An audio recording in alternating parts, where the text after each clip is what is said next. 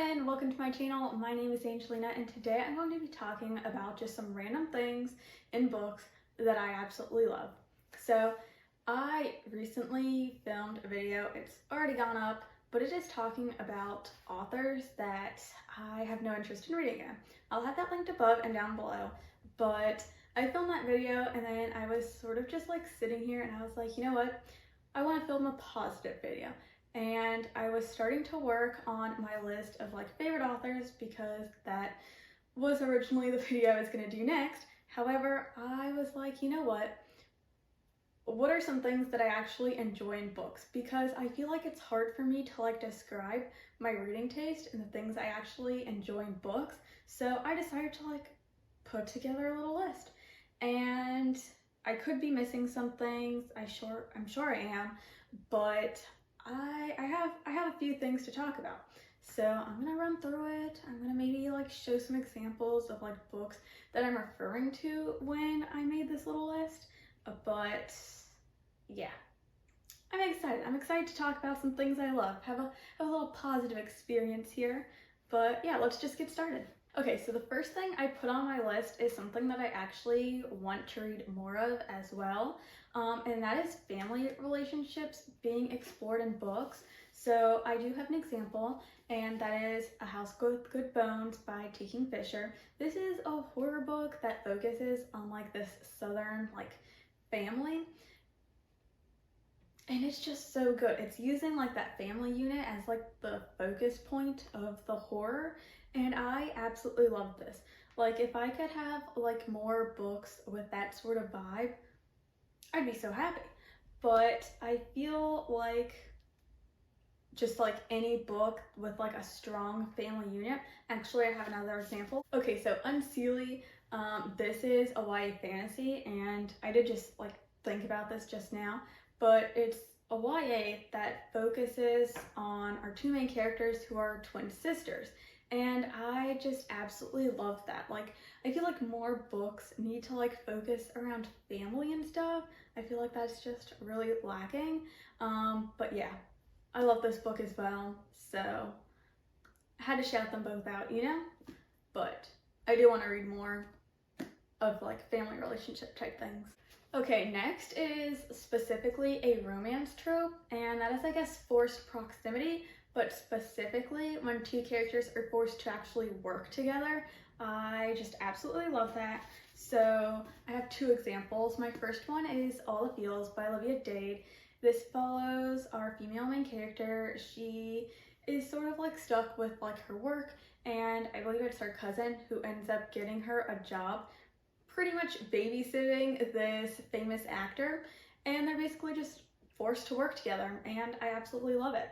They don't end up getting into a relationship with each other while working, but the tension is there. Like it's their whole like romance is starting to build without them actually acting upon it until after they are done working with each other.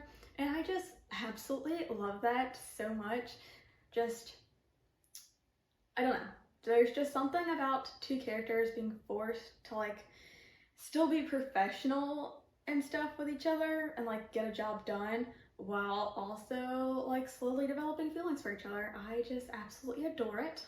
And then we have Act Your Age, Eve Brown by Talia Hibbert. This is one where our female main character gets a job at our male main character's bed and breakfast, and it's Grumpy Sunshine. He doesn't really want her working there, but he needs someone to help out. And she really needs a job, and it's just so adorable. And yeah, I absolutely adored this one so much. Also, just saying, this is personally my favorite in this little like trilogy of the Brown sisters, but it's my opinion. Okay, so I'm just gonna run through like a couple just like random things that I don't really like have any like specific examples of. And that is short chapters. I absolutely love a book with short chapters. It makes me feel so accomplished, and I also feel like it makes each page feel more important somehow. And I also feel like authors who write short chapters tend to not have like overly flowery writing, just because it keeps things like short and to the pace. And I don't know, just some something about short chapters. I absolutely love it. Like, don't give me like a 50-page chapter. Keep it short. I don't know. I love it. Also, flawed main characters. And when I say flawed, I don't mean like quirky. I don't mean like not like other girls. I just mean like a normal human being who has flaws and might not always make the best decisions. I don't know, just something about like a really well written flawed main character I absolutely love. You know, I also don't mind my books getting like a little too messy, so I don't know, personally love a good flawed main character. But like also going back to like the short chapters, just like fast-paced books and short books in general, I just love. And actually for like short books, I can give some examples for that. All right, so like the Home for Wayward Children's series, right, they're like short little novellas. I love a good novella. This is like a YA fantasy portal type story. Absolutely love it. I love a good short book that still has like a fully developed plot. Then we have a horror book, and Then I Woke Up. This one is so great, really thought-provoking. Again, a fully fleshed out story that is still very short. I love it. The Vegetarian, again, super short, very like well fleshed out.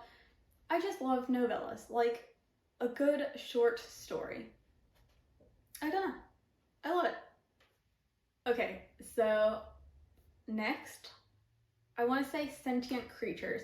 I'm not sure if like that's the right phrasing for what I'm referring to, but I'm not gonna move it. But Children of Time by Adrian Tchaikovsky. That book has like giant talking spiders, like they become like super advanced, like more scientifically advanced than humans, all that, like creatures that shouldn't like be like human-like that end up becoming human-like. Like, I don't know. I really love that. That book was really great. But also What Moves the Dead by T. Kingfisher. I'm gonna keep it pretty vague just because, again, it's a nice little short book and I don't want to spoil anything, but there is fungi in here that sort of has sentient properties, in my opinion. And that is great. It's creepy, it's weird, I absolutely love it, it's amazing. And I'd highly recommend this book. But sentient creatures, that's what I'm going with. Next, I would say a very like claustrophobic setting, and I feel like I want to read like a lot more to do with this, but The Luminous Dead by Caitlin Sterling. This takes place following like our main character who goes into this cave system and basically is stuck in there and trying to survive for the entirety of this book. And I loved it. It is so claustrophobic feeling. Whenever I think about this book, I think about how claustrophobic it made me. Like, I felt like I was trapped in a cave. And that's, I feel like, what a horror book should do. And I absolutely love that. I absolutely love a book that can make me feel claustrophobic. I don't know. But yeah, that's something I love in books. Okay, next is very broad. I know it's very broad, but that is books discussing subjects that aren't really talked about. So I would say anything by Rita Sepetys. She writes a lot of historical fiction about historical events that personally I've never learned about most of them. Like in her book, she really like focuses on like history that's not talked about, and I absolutely love that. But also nonfiction, I feel like, is a really good example of that. I do have an example, and that is Bee People and the Bugs They Love. This is just an entire book about beekeeping, about bee facts. I love bees. I love this book. And before this book, I've never read anything about bees, because why would I, like, why? Why would I have ever done that? I had no interest before this book, and now I love bees. And I would probably be a beekeeper if that was something I could do where I live. It is not, but it's tempting. It's very tempting. And, you know, it's just something I just really love in books. I love like a very good deep dive. I would also say that expands to like outside of books, like on YouTube. I watch like a lot of long form like video essays about like random things. I just like really love like digging into one subject. And yeah, my last one is creepy plants. Just creepy plants. I love a good plant that's creepy. So these books that I have are YA horror books. I have What We Harvest, which is so good, but it is about this like small town and they all like harvest wheat, I believe. And we're following this one like family who has very special wheat. At least I believe it was wheat. It could be a different plant, but I want to say it was wheat. And it maybe has some effect. And I don't want to spoil anything, but it's creepy. It is a horror book. It revolves around this plant. It was great. I loved it. Okay, next is Wilder Girls by Rory Power, and this isn't like plant specific, just because it's more just like body horror, but there's like a lot of plant-like things, I would say, that originated in this book. I mean, as you can see the cover, she has like plants growing out of her. She really doesn't, to my knowledge, but there are things growing. It is a lot of body horror. There's like a lot of body like horror. It's different like horrible things happening to a group of girls' bodies as they are trapped on this island, and it's a disease that's going around, and it's just creepy. It involves plants. A different sort of vibe from the other one, but still the same.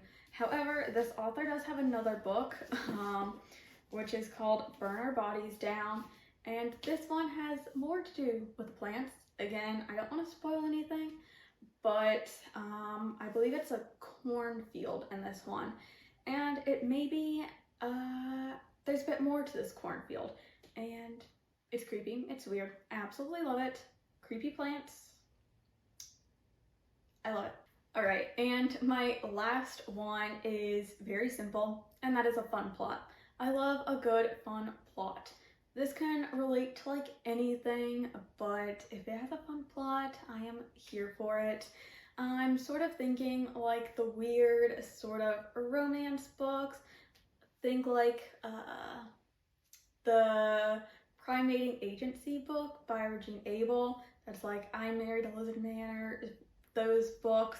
I really enjoy those books. I think they're fun. I think they're just like silly little books, and I absolutely love it. I'm currently reading I Married a Lich, and this book is so much fun. Like the side characters are just so adorable. I'm not done with this book yet, so I don't want to say it's like a favorite or anything, but it has a fun plot, and I love that. Okay, but those are all of the things I put on my little list that I love in books. Tell me down in the comments below what you love reading about in books, and if you enjoyed this video, don't forget to leave a like and subscribe, and I will see you all in the next video. Bye!